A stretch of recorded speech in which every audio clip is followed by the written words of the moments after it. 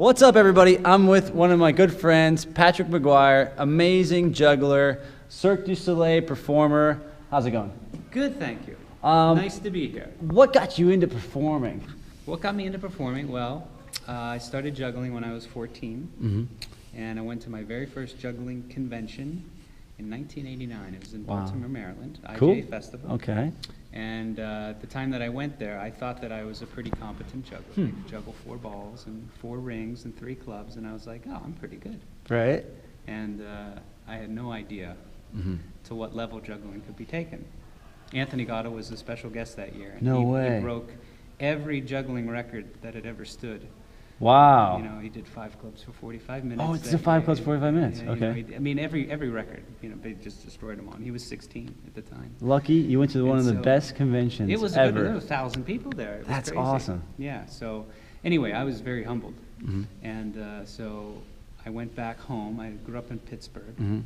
Went back to Pittsburgh, and I found a juggling club at Carnegie Mellon University, and I told myself that I was going to come back as soon as I could and win the Junior National Juggling Championships. Awesome. That was my goal. Awesome. I was like, okay.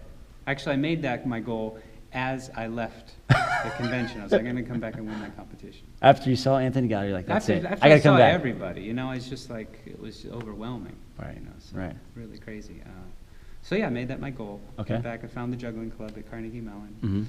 And they met twice a week, Wednesdays and Saturdays, and I didn't miss a club meeting for 2 years. Wow. I went to every one, and it wasn't close. It was like a 45-minute drive from where I lived, and my parents would drive me back and forth. Oh, wow. They were very dedicated too. Very cool. So, That's so cool that they supported you. You know, they were totally did, like, yeah. whatever you wanted to do, they'd drive you 45 minutes. yeah. Wow. What'd you do in the clubs? Like, what did you juggle? Well, I just worked on my technique, you know, and there was Rick Rubenstein was Right. a senior in college that year. He had his partner at the time, Jack Calvin. Right. They had a duo called Clockwork, and Jack had just graduated the year before, and so Rick was the club president. Cool. And This is so crazy. We just saw Jack tonight. Yeah, and he That's Rick kind of steered me away from doing the type of juggling that the other competitors were doing, so that I would kind of find my own voice and stuff. So I started playing with hats and kind of gentleman juggling style props. I had a Bobby May video that I had bought from Dubai, and that was very inspiring to me. And so I started to go. Well, let's go back to Bobby like May. crazy. What did you like about Bobby May when you saw that video? When I saw the video, the Bobby May video, I liked that he used, you know, a lot of pedestrian objects, everyday objects, hats, and, you know, he did the cigarette trick, and he just... Why? Is that because it's just something that was resonated common? with me. You had it at the house, you can try it yourself? It was different. I mean, later in life, I came up with the reason that I liked it was because people already have a relationship with those objects that an audience can relate to. They've played with an umbrella or a cane, or they've seen them, and you know, like I use a briefcase in my act now, like a suitcase, and an umbrella and a hat, and so these objects people already have a relationship with. So when they see them on stage and somebody doing something with them that they didn't ever think of to do themselves, or didn't know that that particular object had that ability or that property to it, it just reads a certain way, it comes across, and people care. I think they care a little bit more, like more so than when you're juggling a juggling club. A juggling club, or, you know, a juggling ring, or something that's abstract and that's specifically made for that skill. Right. Do you feel like because they're not aware of that club, they don't really know that unless you're in the juggling world? Yeah, and it has its own purpose, and its purpose is to be thrown and caught, you know, whereas an umbrella, it's raining, to keep you dry, right? You know, but there, now you're going to do something different with it. For those who don't know, Patrick does the juggler and Quidam. I did for you years. did the Mystère. You did the the Dorito chip. That's the nickname that jugglers gave it. We called it the shape. Okay. How'd that form out? How'd that work out? Like, you did a lot of cool tricks. You flipped it and everything, and Yeah, the ball would roll. It was an original concept manipulation piece. The circus gave the act the name manipulation. They didn't want to call it juggling. Nice. They called it manipulation. And it was an act that Michael Motion conceptualized. So the circus hired Michael Motion to create something. They didn't give him, criteria like, we want you to do something like this. They just hired him to create something. Very cool. He presented a couple different ideas, and the idea that everyone agreed upon was this sheet of aluminum with an S-shaped curve in it. Wow. And so it was a totally infantile idea that needed to be explored and realized. And when we started working, there were 3 of us that came into the fold to be part of this act. When we started working, there was a very limited amount of vocabulary developed. It was Michael had played you, with it, myself, Stephen Regatz, and Jean Bernard was his name. Jean he Bernard. was from Quebec. What was it like working with Michael? It was an amazing experience because he was an idol of mine. I had watched his Motion, PBS Michael special, Motion. I watched the same Michael thing. Motion. I watched the same thing. He's in New York City and he does the It's triangle. incredible. That was one of my first videos I got. Yeah, it's very inspiring. Wow. And so he was like an idol. So to cool, me. man. And to get the opportunity to work with him and to work with Cirque du Soleil. At that Absolutely. time, Cirque du Soleil was very obscure. Most people hadn't heard of it. This was in 1993. How old were you when you started Cirque du Soleil? I was 18. Wow. 2 weeks after I graduated high school, I was in Montreal training with Michael. How did Michael find you? So, a mutual friend in the juggling world received a call from Michael because Michael knew that this guy was kind of rooted in the juggling scene. And Very cool. For this particular technique, Michael realized that he needed to have a juggler to do it. Just the skill set that jugglers have would be able to learn this technique opposed to a dancer or something like that. Well, you do good ball bouncing and stuff like that, right? Yeah, he was interested in having the skills he was looking for. Well, one of them wasn't a skill; it was just a body type. He wanted someone that was at least 6 feet tall, because the shape was so big that you needed to have a long enough wingspan in order to rotate the shape without hitting yourself. So that was where the 6 feet rule came into it. And then he also didn't want someone that. He wanted someone that could, like... I'm 6 feet. I'm just 6 feet. He wanted... That's a good height. He It's a wanted great height. somebody that could, like, not do contact juggling, because he's very protective of his stuff, especially at this stage in his career. He was like, he didn't want anybody doing You're a his master material. head rolls. Well, so I had the head roll technique, so that was like, okay, so he's able to balance things, and because the act was all about balance and rolling and stuff like that. So the fact that I didn't do the Michael Motion stuff was an attribute. Wow. And Really? one of the reasons that he chose me, because he saw that this wasn't someone that was going to rip off his idea.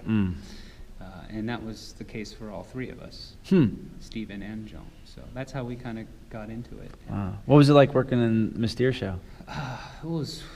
It was a difficult time. Was it hard work? Because I was 18. Yeah. I was just out of high school. It was my first time. And you're in Vegas. Away from home. Here I am living in Vegas. Where, you can't Party go time. out and do things. And I wasn't. I had been a juggler since I was 14. I spent 8 hours a day practicing, so I was kind of socially inept. I didn't have any girlfriends at that point in my life. But you had the people in the show, right? People you knew? People in the show, but I also felt like we performed topless. And I was very skinny at that time. And I felt very subconscious of my body because I was we were all surrounded by these ex-Olympic gymnasts, these guys that are just ripped, and I was not that. And so and we were performing topless with these long skirts of all things, and I felt very vulnerable and kind of out of my element. So I started going to the gym, started trying to make myself look better, and kind of got out of juggling for a while because this technique wasn't specifically juggling; it was its own world, really. And so I kind of didn't do a lot of the toss juggling and stuff that I had done prior to that. Kind of put that aside, and for one of the reasons out of necessity, because it took so long to learn these techniques. 'Cause no one had done them before, and we were creating them out of nothing. We were coming up with vocabulary, edges. We called them edges. Rollovers. We had a trick called the frog lick. The frog The lick. frog lick. What'd that look like? Le corde rapide. Jean created that name. The frog lick was you hold the shape like this, and the ball's here, and you go down and up. Anyway, we just came up with our own Cool. weird names for tricks. But talk about the creative process, because now that's the way you can really create new tricks, even when you go to your own juggling props. You know, Mm-hmm. it's the mindset to create new ideas. Yeah, and I like to think That's I like, awesome. And as we were talking earlier about how I think in terms of images, Right. I do, but I don't really think in terms of tricks. I think in terms of vocabulary. Okay. So, like that being said, like if you want to call it a trick, you can call it a trick, but it's really a vocabulary, and it's how you construct a sentence with this vocabulary. You know. Are you also telling a story through this? Uh, Do you feel like that's important? It depends on the have piece. some kind of Not logic? every piece has to have a story. Hmm. It can just be a visual feast, you know. It doesn't necessarily have to have a story, but it can. I think in the terms like, because Okay, I'm okay. creating my own full-length show, I'd like there to be some sort of an arc, you Right. know, a storyline throughout the whole thing. But in each little piece, I don't think it necessarily needs to tell its own individual story. It can just be... Or a reason why it's there? Well, it should have a reason why it's there, but that reason could be just because it's an odd little abstract antidote. You Okay. know? Okay, cool. Yeah. And then maybe the story becomes eventually throughout the whole process. Yeah, absolutely. Becomes told.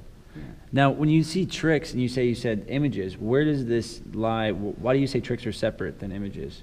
Well, I think You don't look at when you see performances towards tricks, I or just you don't see like too to much. call them tricks. You know, Okay. I like to call the vocabulary, like the frog lick and the rollover. Those are words. Right. You know, in this greater vocabulary that you then construct a sentence with, and then eventually a paragraph, and eventually a story. Nice. So That's just a different way of it's such thinking. yeah, of but it. it's a great way. And- Even thinking differently makes you do it differently in a way. Exactly. Yeah. That's an awesome. Is it something that Michael really looked at as well, or is that I don't something know. you guys I were think taught? I think that's just something that I happened upon, I guess, Right. throughout the years of my career. I guess it just kind of, Right. that's how I realized what I was trying to accomplish. It's the way you just do things. Yeah. With Michael, I hear is he a hard-working regiment? Because I hear that some of the stuff he created, he had to like lock himself in a room and go Yeah. through certain things just for a while to create stuff. Oh, yeah. Was that with you guys as well? Like He I mean, like wasn't- locking he us in a wasn't room, that- but He wasn't that, well, we were locked in I a room. mean, We were spending 12 hours a day working on yeah, this. right. And So we only had 6 months wow. to put the whole thing together, which wasn't enough time. When the show started at Mystère, we were not prepared. We were not Wow. ready. I remember Franco Dragone, who was Yeah, the longtime yeah. director for, you know, most of the good Cirque du Soleil shows. Right. Not all the good Right. You ones, did but Quidam. He did Nouvelle Expérience. Okay. Before that, Cirque Reinventé, Nouvelle Expérience, Santimbanco, Amazing. Alegria, Mystère, Quidam. Amazing. Yeah, I forget which. Wow. So he did, you know, that whole collaborative team was really responsible for cementing Cirque du Soleil's success. Beautiful. Yeah. With the practicing though, did Michael have a certain regiment that you guys wanted to go through? I mean, being that not saying He locked would in a room, but oftentimes, because he would oftentimes be like, "Okay, guys, let's talk." oh, And he'd sit down and he would just kind of, there would be like this stream of consciousness. And I think he was trying to work things out his out. ideas by you His- guys coming up with other ideas and just Not was it idea, not brainstorming? we were kind of just a sounding board, you know, just, and he would just talk. I remember one time. Oh, so when he says, "Hey guys, let's talk," it's really It's just really- listen to it's me. fun. Yeah, listen to me. Yeah. It was mostly like that. That's great. Yeah, He this would one feed off time that. he had deconstructed this video, Okay. movie. The movie was called Falling Down. I remember that, with Michael Douglas. Yeah, great movie. And, love that movie. He's got the briefcase. He got the glasses. Yeah, he's he trying to was- go through the ghetto Yeah, and he the was- hood. He was, and he introduced this to me as something that I didn't know ever existed, but it was symbolism within movies.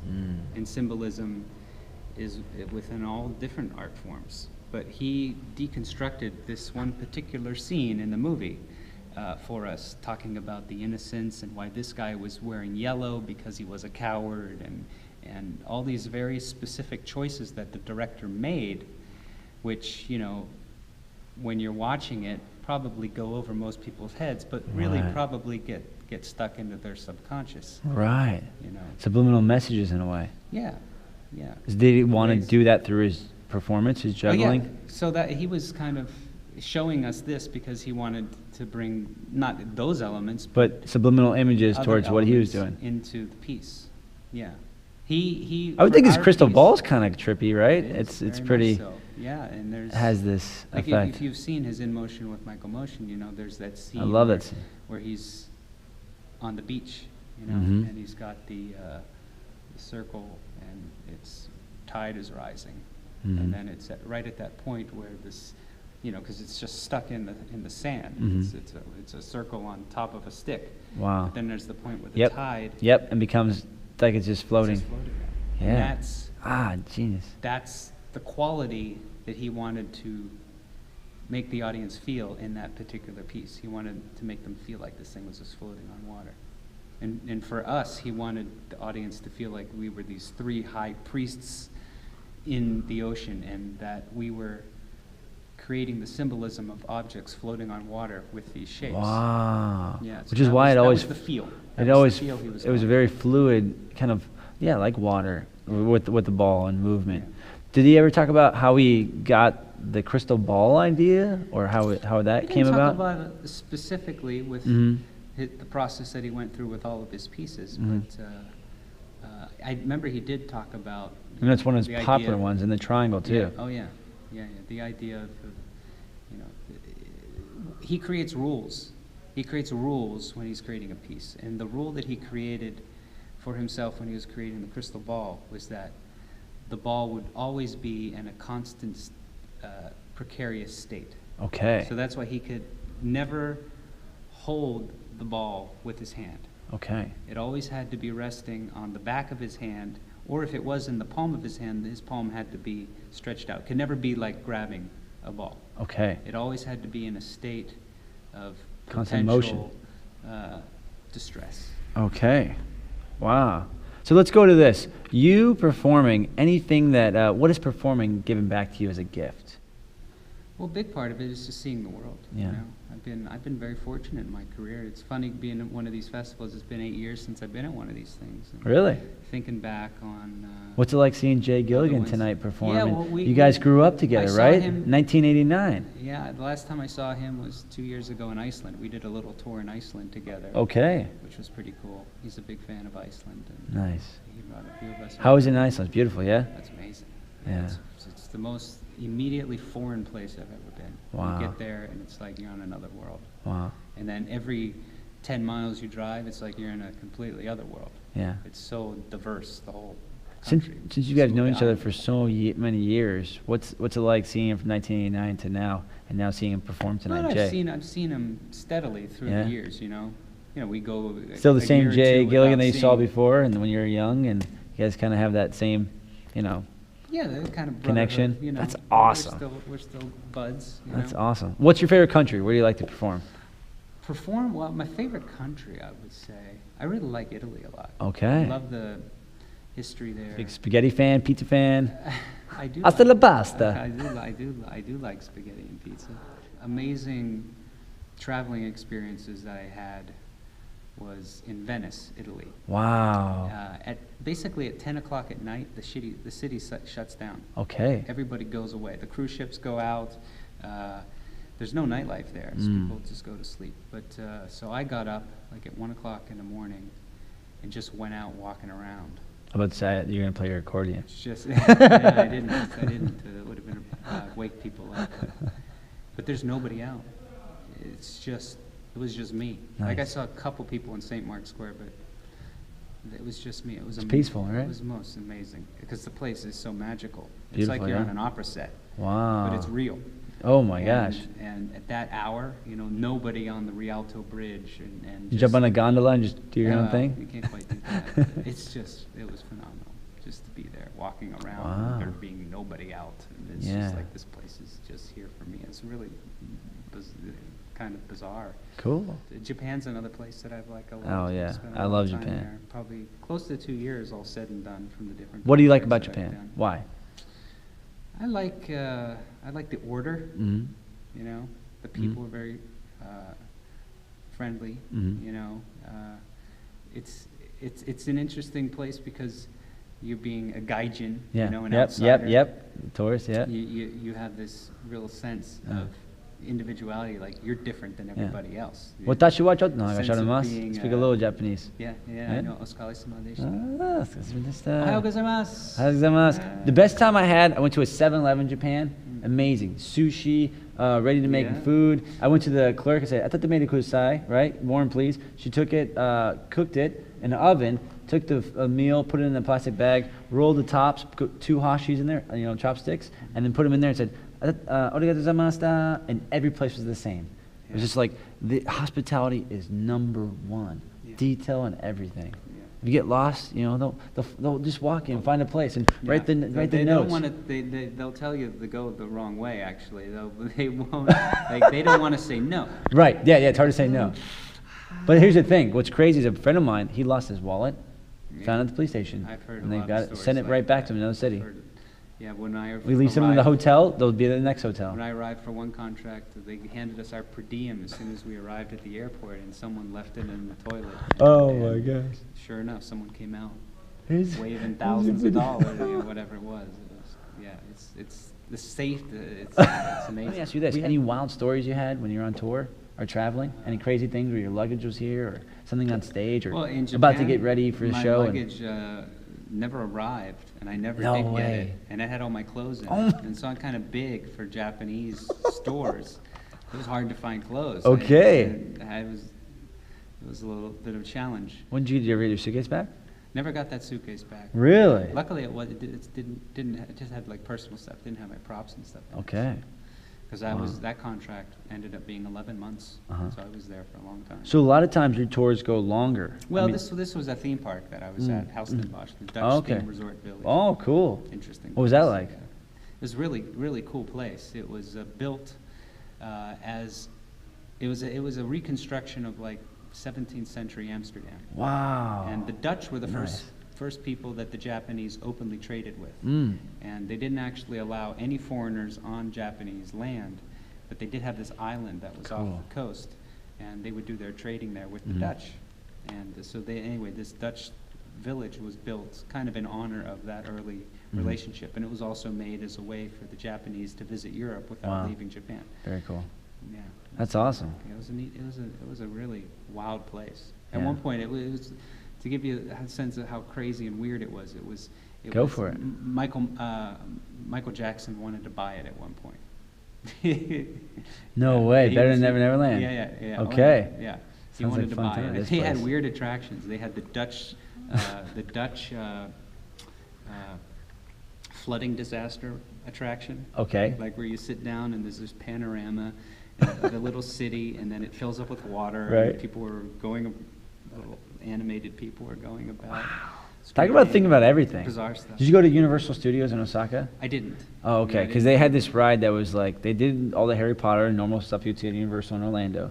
But the crazy thing is they had this one ride that was like space. That's it. It was like a space ride with aliens. And you get inside this roller coaster and it spins. Like- and all like these Space crazy Mountain? lights. Not like Space Mountain. Like Japanese crazy ideas of aliens. You get in a roller coaster and it spins. Gotta say, one of my favorite rides in the world. Neat. Right? Just Fun. crazy stuff. How did you get into accordion? You're a Accordion, yeah. musician. Yeah, Like, I'm a what was that musician. all about? Well, I always liked the instrument. You've been playing accordion all day today. Yeah, I play it every day. awesome. I've been playing. Yeah. I love it because it's like your own orchestra. Yeah. It's Yeah, one thing I would like to learn, It's accordion. neat. It's a very circusy Yeah, instrument. but it brings everybody together with having drinks and have a good time. You got the guy with the accordion. You don't need anything else. You got the accordion. You got the whole band right there. I wanted to learn it partly because I don't have like an acrobatic background, so Okay. I wanted to offer something that to flesh out the manipulation that I do, Mhm. and also it's something that I can do competently as I get older. Yeah. You know, so. How hard is it to learn accordion? You should know piano, or is No, it more? I didn't know piano before, so I was coming at it fresh. Wow. I've Did it take been a lot of told by time to other practice it? musicians that it's kind of like learning to play 2 instruments at once. It looks like, yeah. But, Looks like you're playing like a bass at first, or drums, you're and then playing to the bass, right, you're playing the and kind of you're playing melody. you're playing the melody. And you're kind of doing a Right. bagpipe thing at the same time. Maybe 3 And things. You're throwing in Wow. pushing the air through the reeds with the You bellows. must be really good at practicing. Like your mind, when you go to practice something, I mean, you just picked up an accordion, you didn't even know piano, and now you know accordion really well. What's your mind process when you go into practicing something new? Like, oh, I want to do accordion. Okay, well, how am I going to, you're just going to piece everything together? Well, for the accordion, research like, everything? I had a teacher. Okay. You know, and he got me started. Okay. Like I started learning it when Wow. I was on tour with Quidam. Oh, wow. And so I have a friend who's a professional, and One lives of the in band Portland, members, Oregon. or? No, lived in Portland, Oregon. My Oh, friend cool. Courtney. And so he gave me my first lesson, and every time I would come home on a tour break, I would take a lesson with him. Yeah. I probably only had 5 Didn't or you 6 have or an 7 accordion player lessons. from the musicians? No, not in any of the shows that I was in. Oh, okay. No one played, so I didn't have that. But the musicians helped me with certain Right. aspects of reading the music or Okay, understanding cool. the theory or whatever.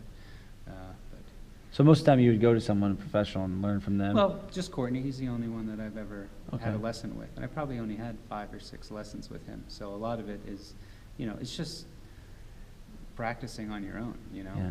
no one can really teach you anything, but they Yeah. can help you teach yourself. Yeah. You know, and I think that's true in anything. Absolutely.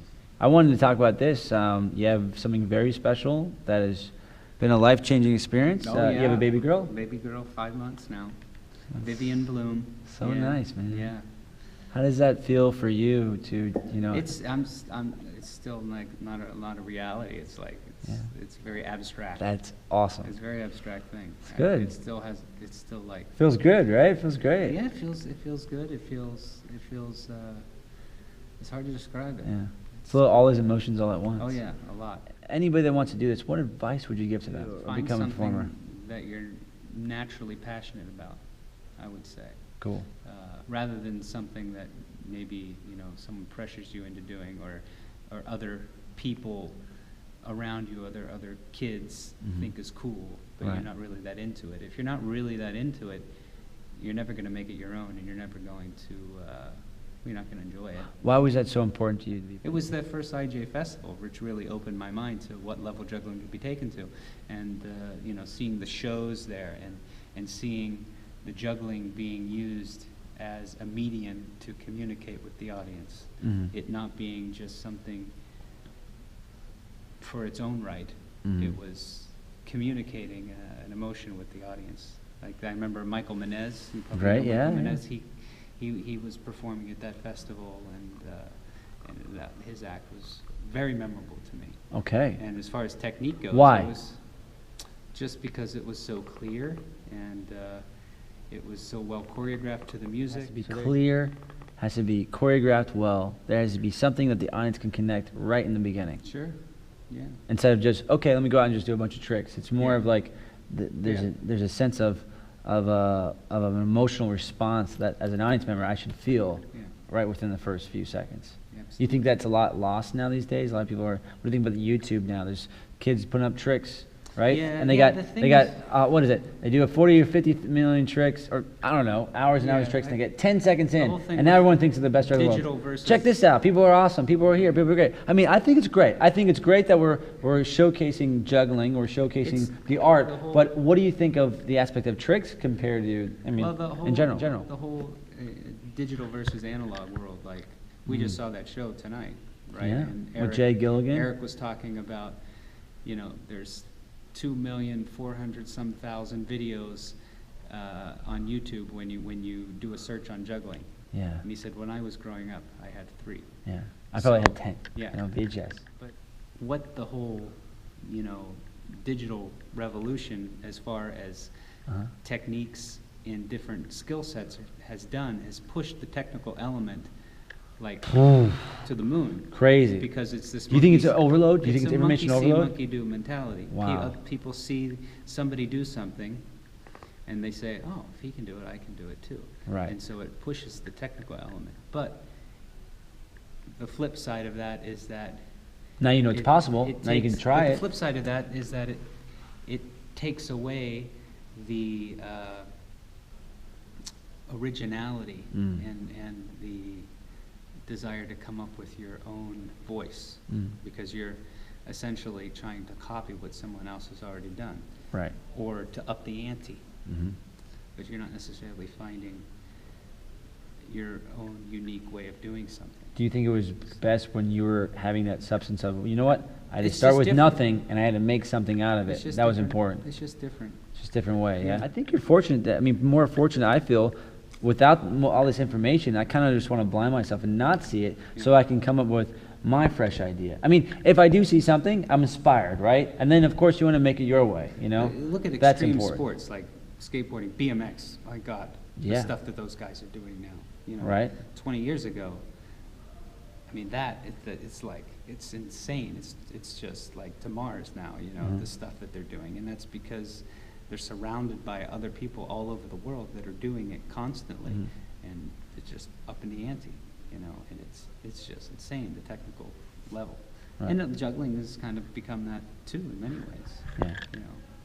So in a good way, it can obviously create new things, but Mhm. also it can be kind of a hindrance where it can be a little bit too much information where it blocks the creativity of, well, you just start copying things instead of actually being creative on your own, of coming up with new ideas, you know? You start seeing a lot of things, you say, okay, well, I've seen this and seen this.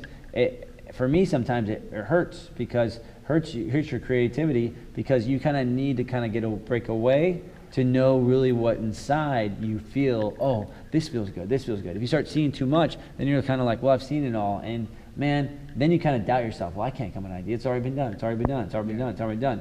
But really, when you start not seeing it and come up with your own ideas, you realize, no, this is it hasn't been done. And if it has been done, but you're doing it totally in a different way, and you'll make it even more of a different way if you really focus on, you know, the thought and idea that you really want to showcase, your story. If you focus on that, then the tricks, I think, then people are going to really get an amazing connection. And that's what we're here for. We're here for the audience. Juggling and performing juggling are two totally different worlds. It's like they're not really related, in my opinion, because it's all about connecting with the audience and making them care or making them feel something, and it doesn't matter what medium you use in order to accomplish that, whether it be juggling or music or dance or acrobatics or whatever.